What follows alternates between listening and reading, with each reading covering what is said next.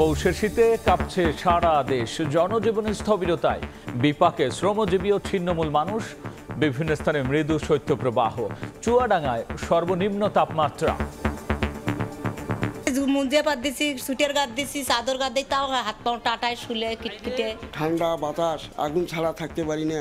সকাল ধরে ঠান্ডাটা বেশি পড়তে আছে, এর লেগে আগুন পড়তেছে। ঠান্ডা থুতুর করে কাঁপতে, গোসল করতে না। কাজকর্ম রোজগার কাজ সব কমে গেছে। শীতের জন্য ভাড়া একটু কম হচ্ছে। কোনো কুয়াশা এটা দেখা যাচ্ছে হয়তো আগামী আরো 2-3 দিন শীতের যে অনুভূতি এটা কন্টিনিউ করবে। কনকনে ঠান্ডায় গরম কাপড় বেচা কেনার ধুম। হাসপাতালে বেড়েছে রোগীর চাপ। এদিককার ঠান্ডা ওদিককার ঠান্ডা, এই ঠান্ডাতে আরো বেশি জড়িয়ে দিচ্ছে। দুই দিক থেকে বাতাসে আমি নিজেই অসুস্থ হয়ে গেছি, রোগী তো আছে এক অসুস্থ। এখানে কম দামি কাপড় চোপড়ের জন্য আমরা এখানে নেওয়ার জন্য আসছি। আরো শীত পড়বে, মাল আরো ভালো বেচবো ভাই আমরা। প্রায় ক্ষমতা অনুযায়ী কিনতে পারতেছে, এই জন্য ভিড়। দেখছিলেন প্রধান শিরোনাম। রাতের সময় সঙ্গে আছি আমি গোলাম রাব্বি। এবার অন্যান্য শীর্ষ সংবাদ। খসড়া তালিকায় ভোটার বাড়ল প্রায় 18.5 লাখ। যুক্ত হলেন 7 দেশের প্রবাসীরা। 20 জানুয়ারি থেকে বাড়ি বাড়ি গিয়ে তথ্য সংগ্রহ করবে কমিশন। রাজনৈতিক তর্ক বিতর্কে ঢাকা পড়ছে আওয়ামী লীগের দুর্নীতির ইস্যু, বললেন মির্জা ফখরুল। বিদ্যুতের ক্যাপাসিটি চার্জের নামে লাখ কোটি টাকা লুটপাটের অভিযোগ টুকুর। বঙ্গবন্ধুর ভাস্কর্য মুজিব কেল্লা নির্মাণের নামে হাজার হাজার কোটি টাকা আত্মসাতের অভিযোগ। অনুসন্ধানে দুদক। ডাক বিভাগের সাবেক মহাপরিচালক সুধাংশুর বিরুদ্ধে মামলা। আইএমএফ এর পরামর্শে নয়, রাজস্ব বাড়াতেই 43 পণ্যে ভ্যাট বাড়ানোর সিদ্ধান্ত, বললেন অর্থ উপদেষ্টা। দ্রব্যমূল্যে প্রভাব পড়ার শঙ্কা নাকচ। এবং পোষ্য কোটা বাতিলের দাবিতে উত্তপ্ত রাজশাহী বিশ্ববিদ্যালয়। প্রশাসনিক ভবনে তালা, ভেতরে আটকা 2 উপাচার্য সহ শতাধিক কর্মকর্তা কর্মচারী।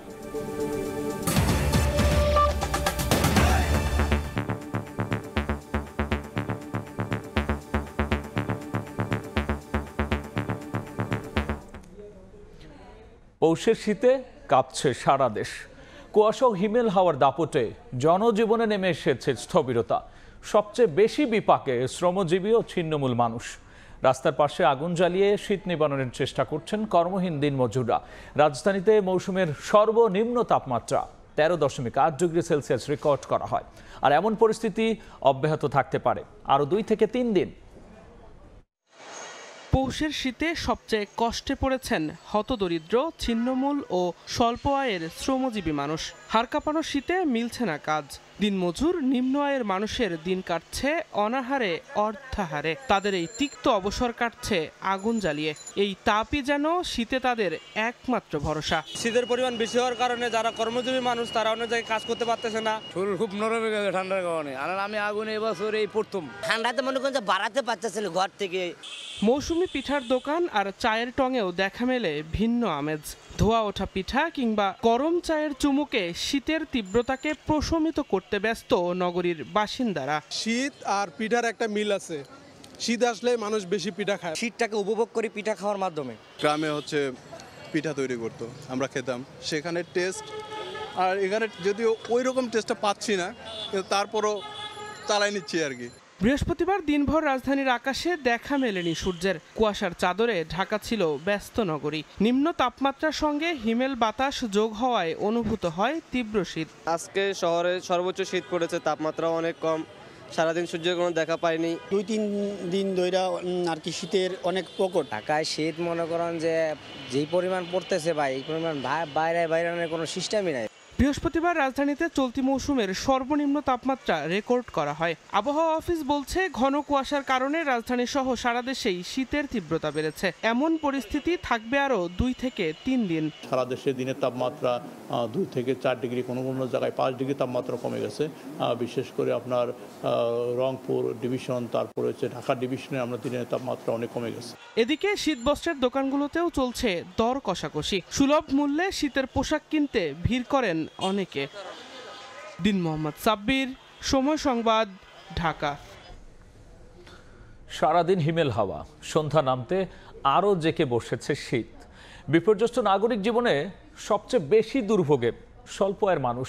বিভিন্ন জেলায় মৃদু শৈত্যপ্রবাহের মাঝে দেশের সর্বনিম্ন তাপমাত্রা রেকর্ড হয়েছে চুয়াডাঙ্গায় 9.8 8 ডিগ্রি সেলসিয়াস। হাড় কাঁপানো ঠান্ডায় কাবু সারা দেশ। সন্ধ্যা নামতেই পূর্ণ শক্তিতে নেমে এলো পৌষের শীত, সঙ্গে হিমালয় থেকে ধেয়ে আসা হিম বাতাস। এতে নাকাল রাস্তার পাশে থাকা অসহায় ও ছিন্নমূল জনগোষ্ঠীর জীবন।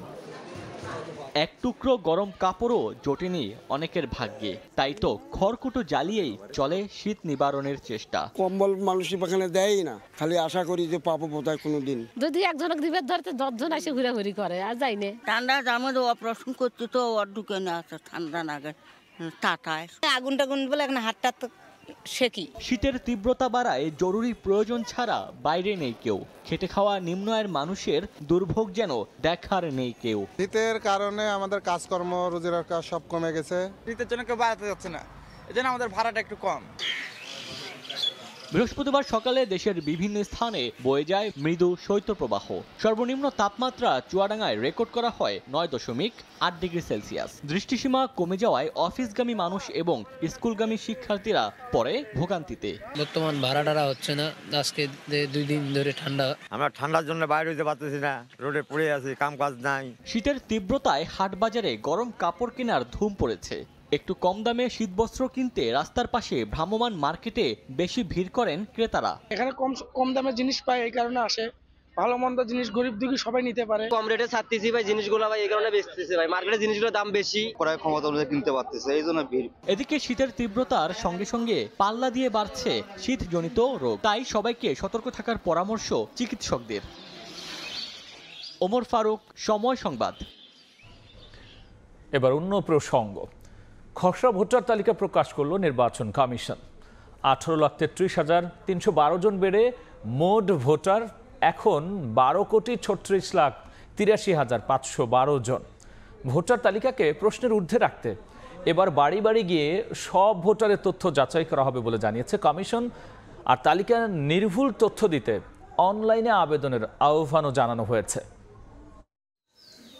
বিগত সরকারের আমলে নির্বাচন নিয়ে যেমন প্রশ্ন ছিল, তেমনি রাজনৈতিক দল সহ নানা মহলের আলোচনায় ছিল ভোটার তালিকা ইস্যু।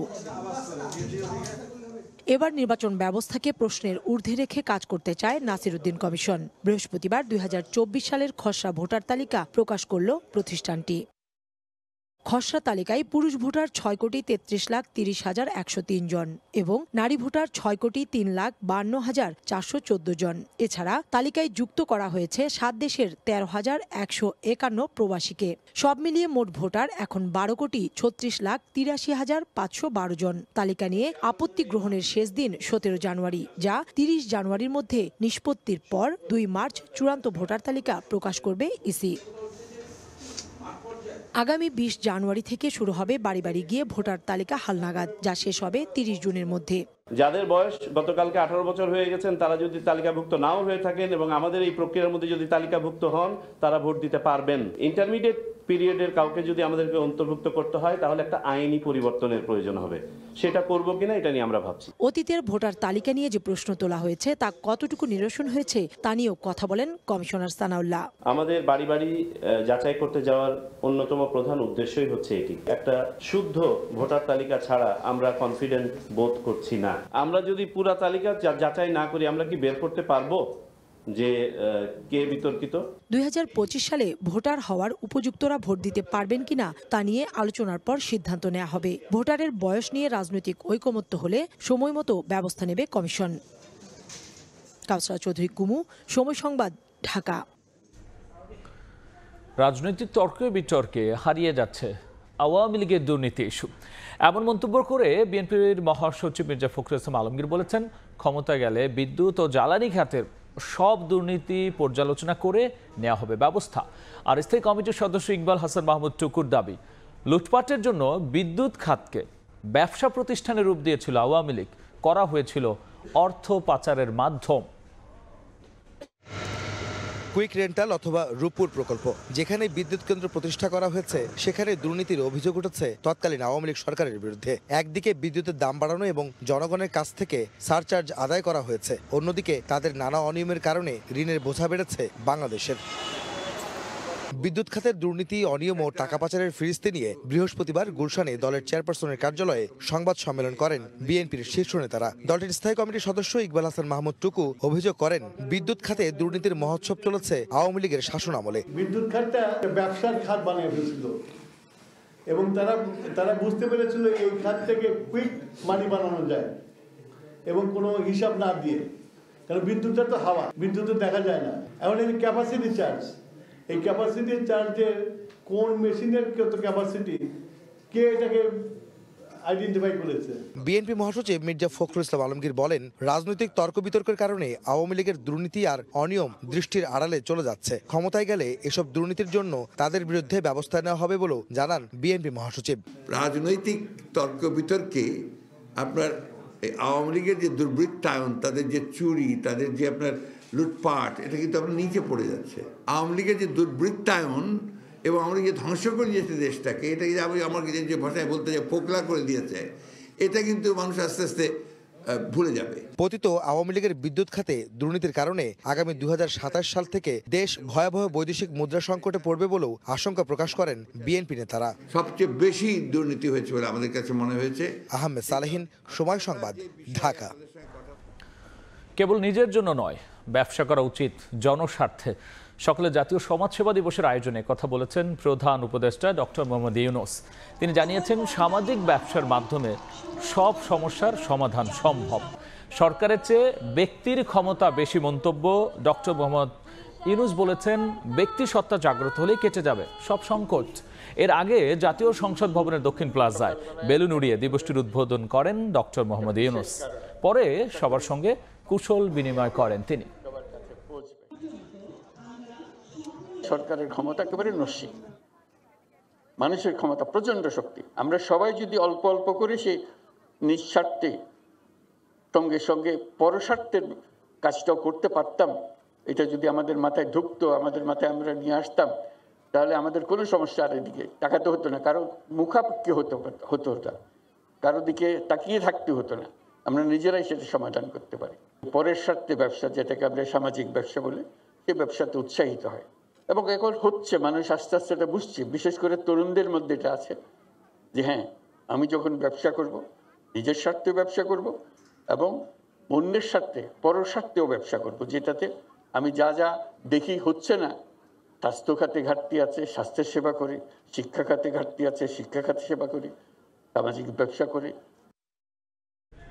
দেশের বিভিন্ন স্থানে বঙ্গবন্ধুর ভাস্কর্য মুজিব কেল্লা নির্মাণের নামে বিগত সরকার দেশের হাজার হাজার কোটি টাকা ক্ষতি সাধন করেছে। এর সঙ্গে কারা জড়িত তা খুঁজে বের করতে অনুসন্ধানে নেমেছে দুদক। বিগত সরকারের আমলে সুবিধাভোগী রাজনীতিবিদ, আমলা ও ব্যাংক কর্মকর্তার বিরুদ্ধে অবৈধ সম্পদ ও লুটপাটের অভিযোগে বেশ কয়েকটি মামলাও করেছে ওই সংস্থাটি। মুজিববর্ষ পালনকে কেন্দ্র করে সারা দেশে 10,000-এর বেশি মুরাল ও ভাস্কর্য নির্মাণ করেছিল ক্ষমতাচ্যুত আওয়ামী লীগ সরকার। বিভিন্ন গণমাধ্যমে তথ্য বলছে, এতে খরচ হয় প্রায় 4,000 কোটি টাকা। এই অর্থ অপচয়ের পেছনে কারা জড়িত বা কিভাবে ব্যয় করা হয়েছে তা খতিয়ে দেখতে অনুসন্ধানে নেমেছে দুদক। একইভাবে মুজিব কিল্লা নির্মাণ ও উন্নয়নের নামে হাজার হাজার কোটি টাকা আত্মসাতের অভিযোগও খতিয়ে দেখবে সংস্থাটি।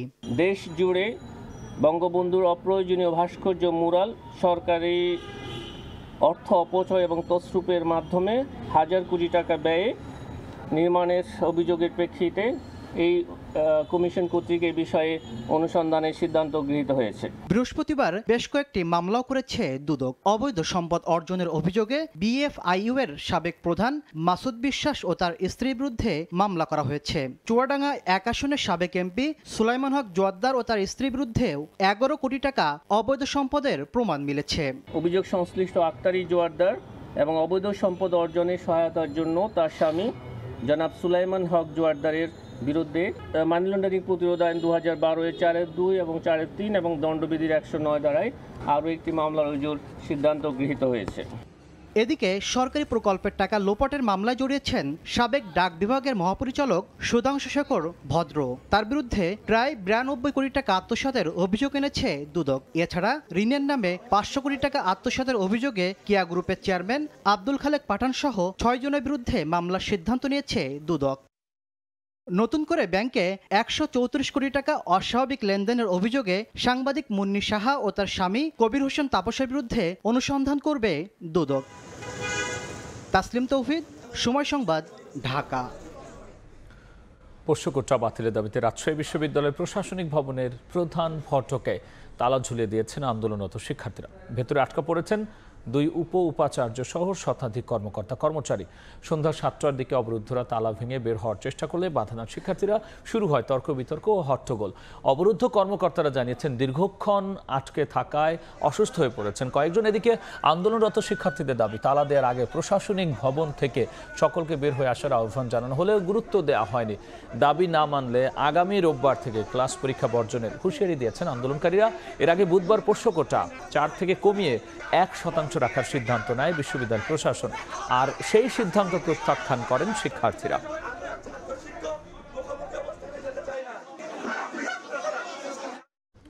বিষয়টি নিয়ে বিস্তারিত জানাতে ক্যাম্পাসে আছেন সহকর্মী মওদুদ রানা। সরাসরি যাচ্ছি তার কাছে। রাজশাহী বিশ্ববিদ্যালয়ের পোষ্যকোটা সম্পূর্ণরূপে বাতিলের দাবিতে সকাল 10টায় প্রশাসনিক ভবনে তালা ঝুলিয়েছে আন্দোলনরত ছাত্ররা এবং এখন 9টা বাজে। সব মিলিয়ে 11 ঘন্টা প্রায় শতাধিক শিক্ষক, 2জন উপাচার্য, প্রক্টর, রেজিস্ট্রার তারা বিশ্ববিদ্যালয়ের মধ্যে অবরুদ্ধ অবস্থায় রয়েছেন এবং অবরুদ্ধ থাকা অবস্থায় তারা শিক্ষার্থীদের সাথে কথা বলেছেন। আন্দোলনরত ছাত্রদের 2জন প্রতিনিধি তারা এই মুহূর্তে প্রশাসনিক ভবনের ভেতরে অবস্থান করছেন এবং তাদের যে দাবি দেওয়া সেটি নিয়ে আলোচনা চলছে। অন্যদিকে এই ঘটনাস্থলে উপস্থিত হয়েছেন ছাত্র উপদেষ্টা। তিনি জানিয়েছেন বিশ্ববিদ্যালয়ের উপাচার্য তিনি এখানে আসবেন, তিনিও শিক্ষার্থীদের সাথে কথা বলবেন। সব মিলিয়ে এক ধরনের আলোচনা চলছে এবং প্রশাসনিক পক্ষ থেকে বলা হচ্ছে যে এই যে সংকট সেই সংকট যেন দ্রুত নিরসন হয় তারা ব্যবস্থা করছেন। আর আপনাকে জানিয়ে রাখি যে সকাল 10টার সময় তালা দেওয়ার পর সারাদিনই শিক্ষকরা ভেতরে অবস্থান করছেন এবং শিক্ষকদের পক্ষ থেকে বারবার বলা হচ্ছে যে তারা অভুক্ত থাকার কারণে, আটকা থাকার কারণে তারা অসুস্থ হয়ে পড়েছেন। অন্যদিকে যারা আন্দোলনরত ছাত্ররা রয়েছেন তারাও বলছেন যে তারা আন্দোলন করতে গিয়ে অসুস্থ হয়ে পড়েছেন। এবং আমরা কিছুক্ষণ আগে দেখেছিলাম যেখানে বিশ্ববিদ্যালয় ক্যাম্পাসে পুলিশ প্রবেশ করেছিল, সেই পুলিশদেরকে কিন্তু শিক্ষার্থীরা তাড়িয়ে দিয়েছেন। তারা বলছেন তাদের যে দাবি সম্পূর্ণরূপে যে পোষ্যকোটা রয়েছে সেটি বাতিল না করা পর্যন্ত আন্দোলন তারা চলমান রাখবেন এবং তারা এখন পর্যন্ত তাদের দাবির পক্ষে অনড় রয়েছেন। এবং আমরা দেখতে পাচ্ছি যে এখানে বিশ্ববিদ্যালয়ের যারা ঊর্ধ্বতনরা রয়েছেন তারা এখানে আসছেন এবং এক ধরনের সংকট নিরসনের চেষ্টা করছেন। আপনাকে জানিয়ে রাখি যে গত বুধবার 5% থেকে 1%ই পোষ্যকোটা নামিয়ে আনা হয়, কিন্তু সেই সিদ্ধান্ত আন্দোলনরত ছাত্রদের মনোভূত হয়নি। এরপর থেকে তারা সকাল থেকে আন্দোলন শুরু করেন। এখন তারা যেটি বলছেন যে তারা দুপক্ষই একটি মীমাংসায় পৌঁছাতে চায় যে আসলে এই পোষ্যকোটা বাতিল হবে কিনা। এই ছিল রাজশাহী বিশ্ববিদ্যালয় থেকে আমার কাছে সর্বশেষ তথ্য। পোষ্যকোটা বাতিলের দাবিতে শিক্ষার্থীদের আন্দোলনের সবশেষ নিয়ে আমরা সরাসরি ছিলাম রাজশাহী বিশ্ববিদ্যালয় ক্যাম্পাসে। অবশেষে বাংলাদেশের জাতীয় কবির রাষ্ট্রীয় স্বীকৃতি পেয়েছেন কাজী নজরুল ইসলাম। 1972 সালের 4 মে বাংলাদেশে আসার তারিখ থেকে তাকে বাংলাদেশের জাতীয় কবি ঘোষণা করে গেজেট প্রকাশ করা হয়েছে। রাষ্ট্রপতির আদেশক্রমে সংস্কৃতি বিষয়ক মন্ত্রণালয় এই গেজেট প্রকাশ করে। গেজেটে বলা হয় গত ডিসেম্বরে উপদেষ্টা পরিষদের এক সভায় অনুমোদিত প্রস্তাব অনুযায়ী কবি কাজী নজরুল ইসলামকে বাংলাদেশের জাতীয় কবি ঘোষণা করা হয়েছে এবং কবি কাজী নজরুল ইসলামের জাতীয় কবির মর্যাদার বিষয়টি ইতোমধ্যে প্রতিষ্ঠিত সত্য। সর্বক্ষেত্রে বাংলাদেশের জাতীয় কবি হিসেবে স্বীকৃত হলেও কবি কাজী নজরুল ইসলামকে জাতীয় কবি ঘোষণা করে এর আগে কোনো সরকার রাষ্ট্রীয় স্বীকৃতি দেয়নি। 43তম বিসিএসে সুপারিশপ্রাপ্ত হয়েও নিয়োগ না পাওয়া 227 জন প্রার্থী পুনর্বিবেচনার আবেদন করতে পারবেন। বৃহস্পতিবার জনপ্রশাসন মন্ত্রণালয়ের সিনিয়র সহকারী সচিব মোহাম্মদ উজ্জ্বল হোসেন স্বাক্ষরিত এক বিজ্ঞপ্তিতে এই তথ্য জানানো হয়। বিজ্ঞপ্তিতে বলা হয় নিয়োগের জন্য অনুপযুক্ত 227 জনের মধ্যে যে কেউ পুনর্বিবেচনার আবেদন করলে তা গ্রহণ করা হচ্ছে। বিজ্ঞপ্তিতে আরও জানানো হয়েছে 43তম বিসিএস পরীক্ষার মাধ্যমে 2163 জন প্রার্থীকে সুপারিশ করা হয়েছিল। এর মধ্যে 40 জন স্বাস্থ্য পরীক্ষা অনুপস্থিত এবং 227 জনের প্রাক চরিত্র যাচাইয়ে বিরূপ মন্তব্য পাওয়ায় তাদের নিয়োগের জন্য সাময়িকভাবে অনুপযুক্ত বিবেচনা করা হয়। অবশিষ্ট 1896 জন প্রার্থীর জন্য 30 ডিসেম্বর নিয়োগ প্রজ্ঞাপন জারি করা হয়। 43তম BCS পরীক্ষায় উত্তীর্ণদের বাদ দিয়ে নিয়োগের প্রজ্ঞাপন প্রকাশের পর নানা মহলে সমালোচনার মুখে সিদ্ধান্ত পরিবর্তন করা হলো। IMF এর পরামর্শ নয়, রাজস্ব বাড়ানোর লক্ষ্যেই সরকার 43টি পণ্যে ভ্যাট বাড়ানোর সিদ্ধান্ত নেওয়া হয়েছে বলে জানিয়েছেন অর্থ উপদেষ্টা। নিত্যপণ্যের দামে এর প্রভাব পড়বে না জানিয়ে ডক্টর সালেউদ্দিন আহমেদ বলেছেন, এতে সাধারণ মানুষের কষ্ট বাড়বে না।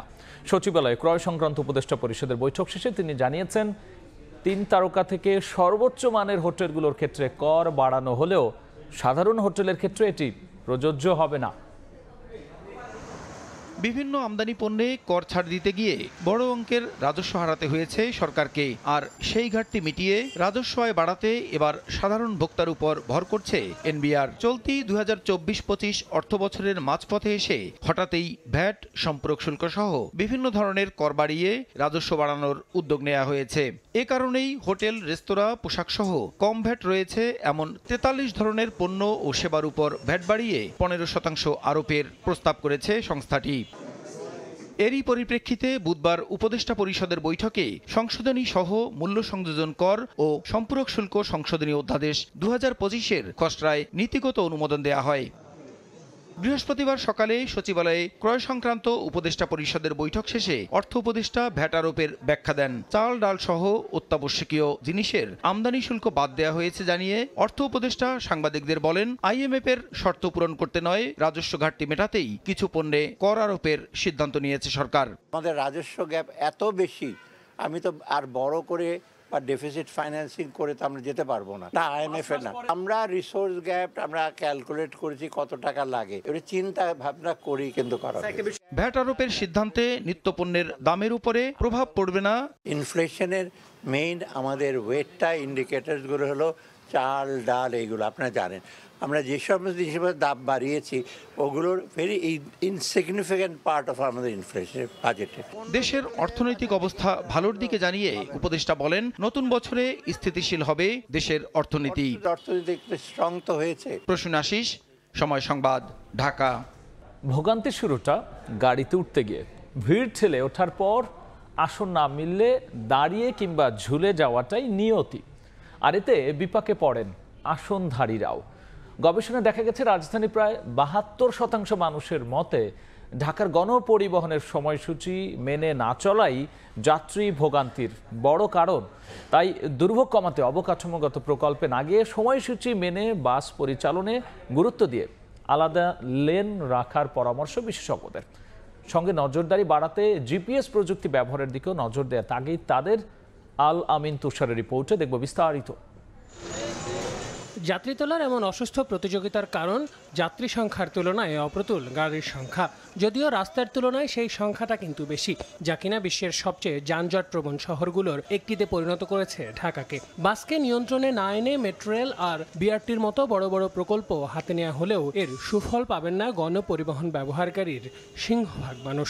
বাংলাদেশে যেভাবে সময় অপচয় হয়, এই রকম রোডে ঘাটে কখনো কোনো মানুষের সময় অপচয় হয়। আমরা তো বেগতিক, আমাদের তো দেখা যায় কি যে অফিস আওয়ারে সবাই একসাথে বের হয়, তখন আমাকে যাইতেই হবে।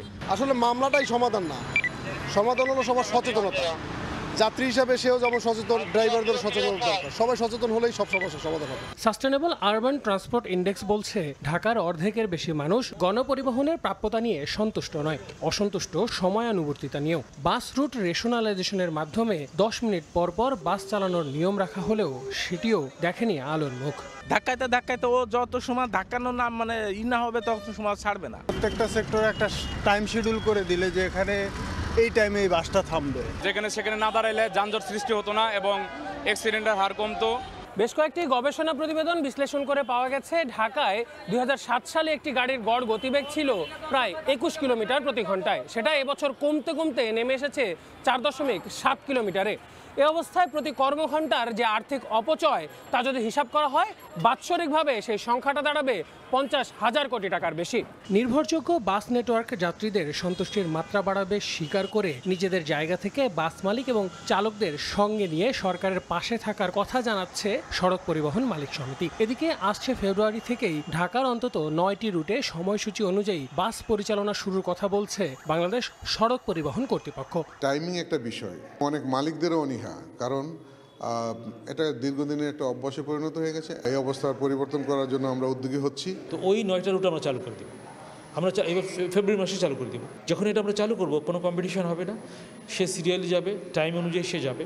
এদিকে নজরদারি নিশ্চিতে দেশীয় প্রযুক্তি নির্ভর স্বল্প ব্যয়ে দীর্ঘমেয়াদী ফলপ্রসূ প্রকল্প হাতে নেওয়ার পরামর্শ এই যোগাযোগ বিশেষজ্ঞের। সঙ্গে বাসকে সময়সূচির মধ্যে আনতে বাস নির্ভর আলাদা লেনের ব্যবস্থা করারও তাগিদ তার। যেখানে 2 বা তার চেয়ে বেশি লেন আছে, আমরা বাসের জন্য আলাদা লেন একটা করে দিতে হবে। যে ভেহিকেলগুলিতে আসলে যাত্রী সংখ্যা বেশি, তারাই শুধু এই লেনে চলতে পারবে। স্বয়ংক্রিয় কৃত্রিম বুদ্ধিমত্তার ব্যবস্থাপনা করা যায়, তাহলে যারা আসলে লেন ভায়োলেশন করবে তাদেরকে এখানে একটা পানিশমেন্টের আওতায় আনতে হবে।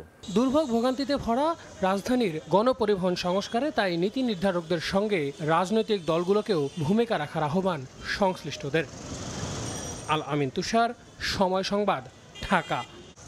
বিপিএল টিকিট ইস্যুতে আবার উত্তপ্ত হোম অফ ক্রিকেট। স্টেডিয়াম সংলগ্ন সুইমিং পুল কমপ্লেক্সের কাউন্টারে অগ্নিসংযোগ ও ভাঙচুর করেছে বিক্ষুব্ধ জনতা। উত্তেজনার এক পর্যায়ে গেট ভেঙে ভেতরে প্রবেশ করে টিকিট প্রত্যাশীরা। প্রত্যক্ষদর্শীদের দাবি, অনলাইন এবং বুথে সর্বনিম্ন মূল্যের টিকিট না পাওয়ার জেরেই এমন পরিস্থিতির সৃষ্টি হয়।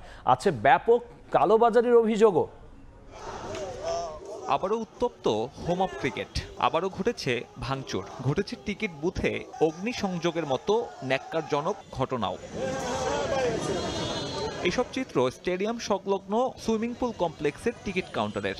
অভিযোগ, প্রথম দিনের মতো এদিনও বেড়েছে টিকিট নিয়ে কালোবাজারিদের দৌরাত্ম্য। টিকিট 600 টাকা করে চাই, তারপরে আমরা দাঁড়াইছি সিরিয়ালে, তারপরে টিকিট এদিকে না দিয়ে ওরাও দিয়ে গেছে, তাই সবাই এদিকে ভাঙচুর করছে। 10 জন এসে এদিক থেকে টিকিট নিয়ে যাচ্ছে, পরে ওই ব্যাংকের সামনে গেলাম, কোনো মহিলা 10 জন দেখেছি আমরা। এটা আইন শৃঙ্খলা বাহিনী কোনো পদক্ষেপ নিচ্ছে না। আমি ভোলা থেকে আসছি খেলা দেখার জন্য, উদয় বরিশালে খেলা জানা ওরা আইসা সময় থেকে বেশি টিকিট কাটতে তাহলে কি রাইছি আমরা 200 টাকার টিকিট 1200 টাকা যাচ্ছে। যারা ক্রিকেটে খাওয়া বোঝে না তারা ব্যাংকের সামনে তার টিকিট দিচ্ছে, আমাদের টিকিট কোথায়? এদিন কেবল ভাঙচুর আর অগ্নিসংযোগেই সীমাবদ্ধ নেই, ঘটেছে গেট ভেঙে অনুপ্রবেশের ঘটনাও। নিরাপত্তা রক্ষীদের পেরিয়ে দলবদ্ধভাবে ভাঙা হয় 4 নম্বর গেট।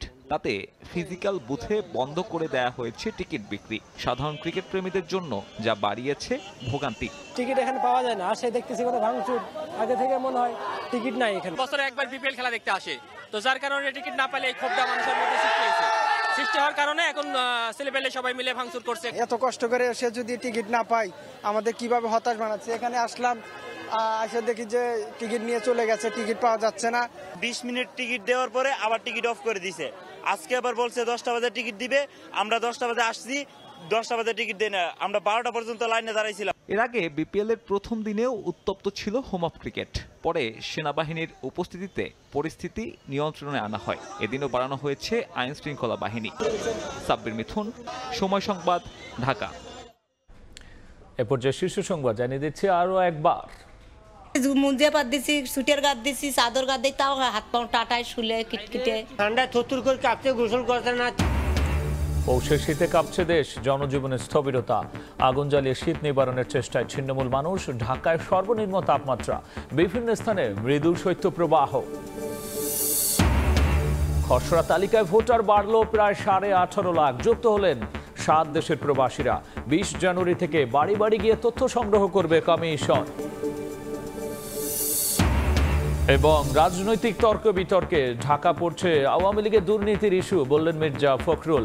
বিদ্যুতের ক্যাপাসিটি চার্জের নামে লাখ কোটি টাকা লুটপাটের অভিযোগ টুকুর। এই ছিল আমার কাছে থাকা রাতের সময়। সঙ্গেই থাকুন সময়।